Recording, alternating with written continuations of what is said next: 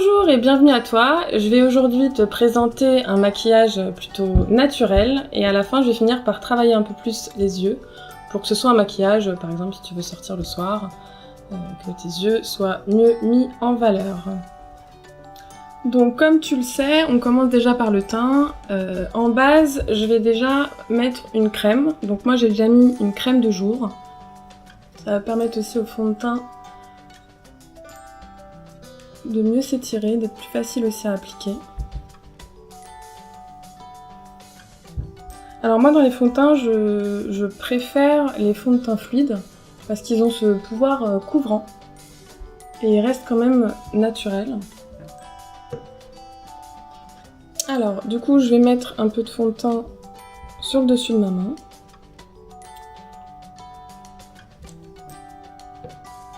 Et je vais venir travailler la matière, un peu la réchauffer, pour qu'elle soit plus facile à étirer sur le visage et à appliquer. On peut appliquer le fond de teint, donc je pense que tu as vu qu'aujourd'hui il y a beaucoup de techniques. Au début on commençait à le faire plutôt au doigt, aujourd'hui il y a l'éponge. Tout ça moi j'ai testé et ce que je préfère c'est quand même de commencer avec les doigts et ensuite à la rigueur de venir lisser avec le pinceau. Ça me permet déjà de ne pas mettre trop de matière sur le pinceau. Et surtout avec les doigts de venir accentuer les zones que je veux, sur lesquelles je veux un peu plus camoufler. Donc moi comme mon fond de teint il est assez couvrant, j'en mets sur les cernes. Ça me permet d'éviter d'utiliser un anti-cerne en plus.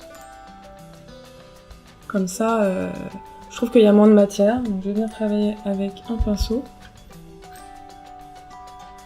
J'ai choisi un fond de teint un petit peu plus clair que ma carnation.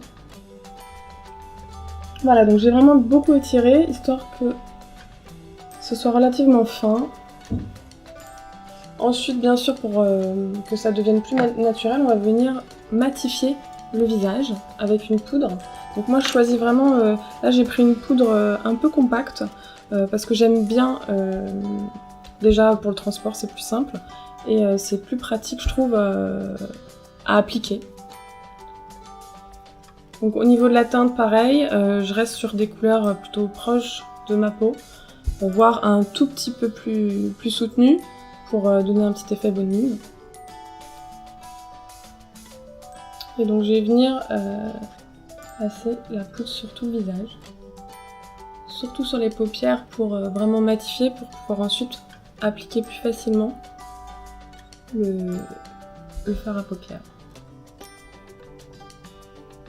Voilà, donc j'ai utilisé un pinceau boule pour étaler la poudre sur tout le visage. Ça permet vraiment de... J'en prends un relativement gros pour justement bien étirer la matière et pas faire trop de paquets.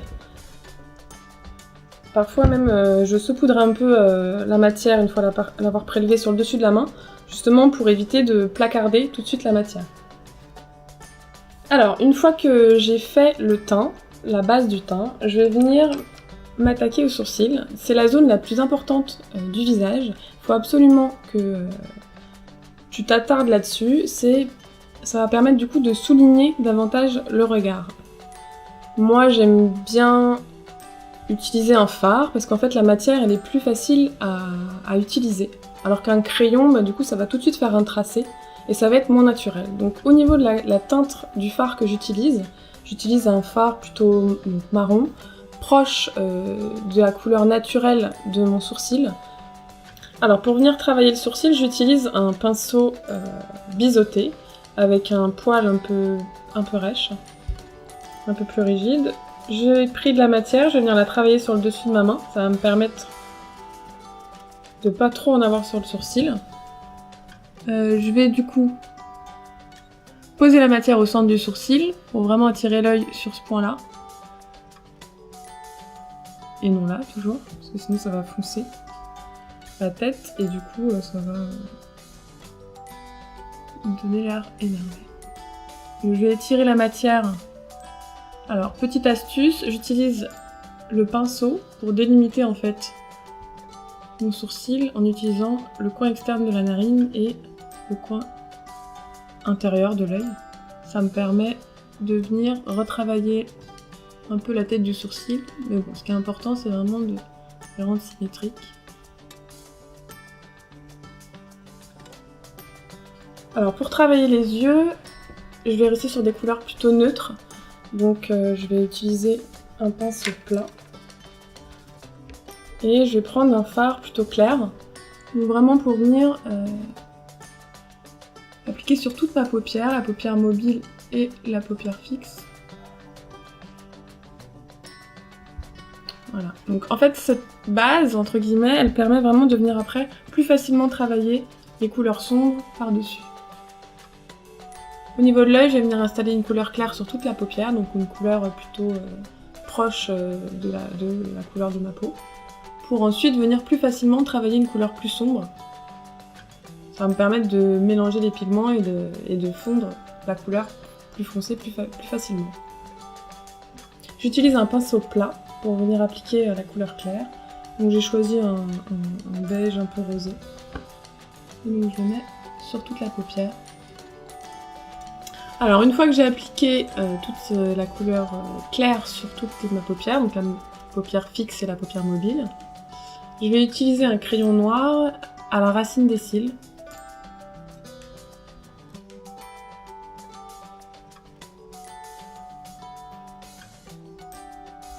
Donc je reste sur l'extérieur de l'œil, je ne vais pas spécialement à l'intérieur, je trouve que ça souligne trop l'œil après.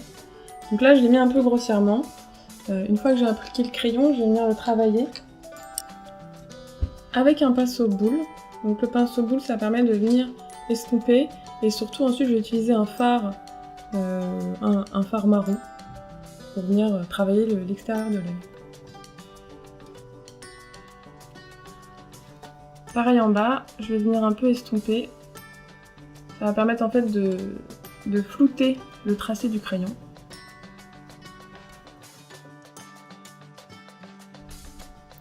Je vais utiliser encore un peu de fard foncé. Là, je vais vraiment travailler la matière sur le dessus de ma main pour qu'il n'y ait pas trop de matière sur le pinceau.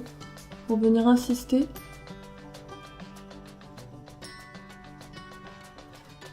sur le dégradé et vraiment le fondre davantage.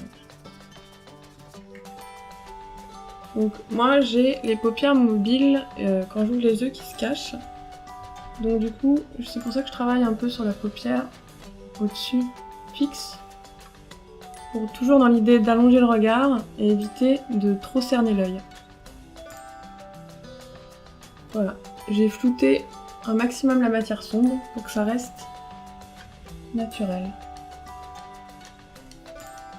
Pareil en bas. Alors ce qui est intéressant aussi, c'est quand on met de la poudre par-dessus un crayon noir, bon, par exemple dans le reste de la soirée, ça va éviter qu'il coule. Ça va vraiment fixer la matière crème.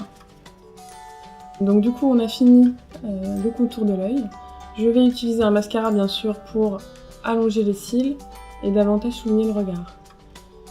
Donc quand tu utilises ton mascara, faut bien sûr pas trop le laisser ouvert, sinon il sèche vite, mais surtout quand même essuyer la brosse et la pointe de la brosse pour pas qu'il y ait trop de résidus ou trop de matière et que du coup ça fasse un peu des paquets.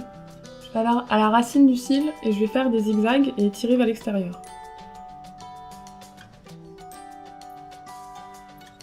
Alors, je pense que la meilleure technique pour appliquer ce mascara je l'aime bien parce que la matière elle est assez fluide et du coup elle fait pas trop de paquets.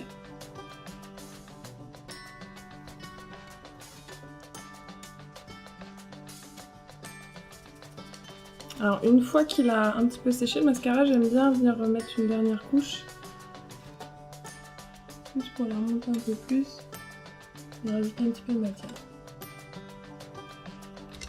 Au niveau des lèvres, comme j'ai travaillé davantage les yeux, je vais travailler légèrement les lèvres avec une couleur plutôt claire du coup, pour que le regard reste plus attiré par ce qui est travaillé. Et si en plus on travaille autant en couleur les yeux que les lèvres, je trouve que ça fait un peu trop soutenu. Donc moi j'aime bien utiliser un crayon, je trouve que c'est plus précis. Et surtout j'apprécie son côté mat, parce que du coup ça reste naturel et discret, et ça permet vraiment de souligner les lèvres. Donc quand on applique le crayon, on va bien sûr partir du cœur des lèvres vers l'extérieur. Donc faire le contour. Et ensuite, j'aime bien travailler en dégradé pour garder ce côté mat sans pour autant devoir mettre un rouge à lèvres derrière. Parce que j'aime pas trop le côté gras et sec. Voilà, donc j'ai fini de dégrader le crayon à lèvres sur les lèvres. Ensuite, je peux venir poudrer pour fixer un peu la matière. Et il ne reste plus qu'à travailler du coup à finir le teint. Et donc d'utiliser...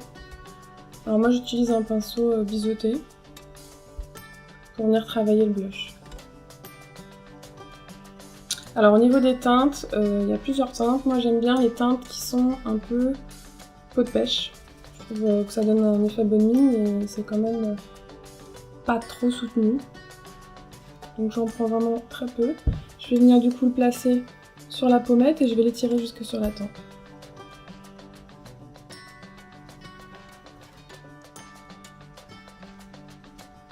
Alors faut pas sourire, parce que quand on sourit pour appliquer le blush, ensuite il y a la pommette qui retombe, donc du coup le rendu n'est pas terrible. Par contre à la rigueur on peut creuser un peu les joues